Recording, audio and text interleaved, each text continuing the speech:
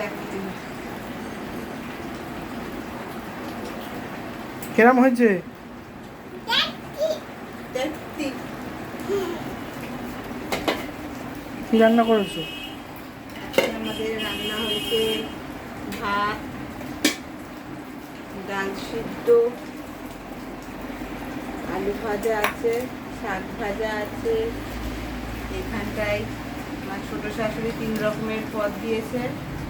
আলুর দম খেতে ইচ্ছা করেছে বলে আজকে আমার জন্য আলুর দম বানিয়ে পাঠিয়েছে। এটা হচ্ছে তোমার কুমড়ো শাকের ডাঁটা মটর ডাল দিয়ে করেছে। এটা হচ্ছে মাছের মাথা দিয়ে পুঁই শাক আছে, এটাও ছোটো শাশুড়ি দিয়েছে। আর আমি করেছি নিরামিষ পটল আলুর তরকারি, চাটনি। খাবারটা বেড়ে নিই, তারপর দেখাবো।